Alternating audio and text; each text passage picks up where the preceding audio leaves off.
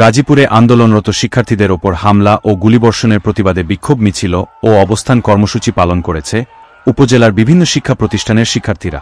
রোববার দুপুরে কালিয়াকৈর উপজেলার ঢাকা-টাঙ্গাইল মহাসড়কের চন্দ্রা ত্রিমোর এলাকায় সড়ক অবরোধ করে এ কর্মসূচি পালন করেন শিক্ষার্থীরা।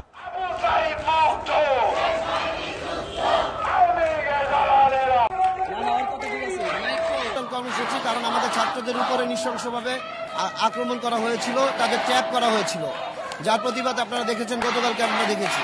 এর আগেও দেখা গেছে যে যৌথ বাহিনী নেমেছিল, কিন্তু তার ফল কিন্তু এখনো বাংলাদেশ পায়নি। এখন যে আমাদের ইভিল হান্ট নেমেছে, আমরা এই বিক্ষোভের মাধ্যমে জানাতে চাই তারা যাতে সেই ফল বাঙালিকে দেখাতে পারে।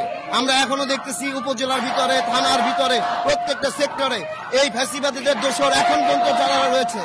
এই আন্দোলনের মাধ্যমে তাদের আমরা মেসেজ দিতে চাই, প্রত্যেকটা থানা, প্রত্যেকটা উপজেলা প্রশাসনের সকল আওয়ামী লীগ ফ্যাসিবাদ যাতে মুক্ত করা হয়।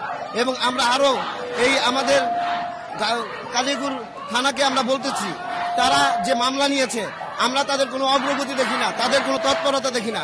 আগামী এক সপ্তাহের মধ্যে তারা যদি প্রত্যেক আসামিকে এই থানার মধ্যে গ্রেপ্তার করে না নিয়ে আসতে পারে এবং আমাদের সেটা ইনফর্ম করতে না পারে, তাহলে এই ছাত্র জনতা অবশ্যই তার প্রতিবাদ করবে এবং সেই আরেকটা হয়তোবা 4 তারিখে 5 তারিখের গণ অভ্যুত্থান এই বাংলাদেশ তার সাক্ষী হতে যাচ্ছে। আমরা আজকে এখানে উপস্থিত হয়েছি। আমরা দেখেছি 5ই আগস্ট স্বৈরাচার প্রধানমন্ত্রী শেখ হাসিনা দেশ ছেড়ে পালিয়ে যাওয়ার পরেও গাজীপুরের বিভিন্ন নেতাকর্মী, আওয়ামী লীগের যে নেতাকর্মীরা আছে, আমাদের সাধারণ শিক্ষার্থীদের উপর গতকাল গুলি করেছে এবং আমাদের শিক্ষার্থীদের উপর হামলা করেছিল। তারই প্রতিবাদে আমরা এই জায়গায় আজকে অবস্থান করেছি।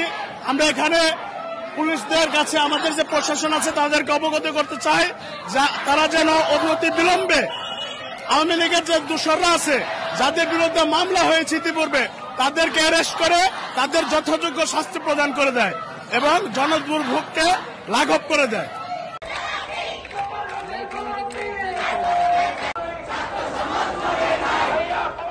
কালিয়াকৈর থানার ভারপ্রাপ্ত কর্মকর্তা রিয়াদ মাহমুদ জানান, গাজীপুরে আন্দোলনকারীদের হামলা ও গুলি করার প্রতিবাদে শিক্ষার্থীরা শান্তিপূর্ণ আন্দোলন করে।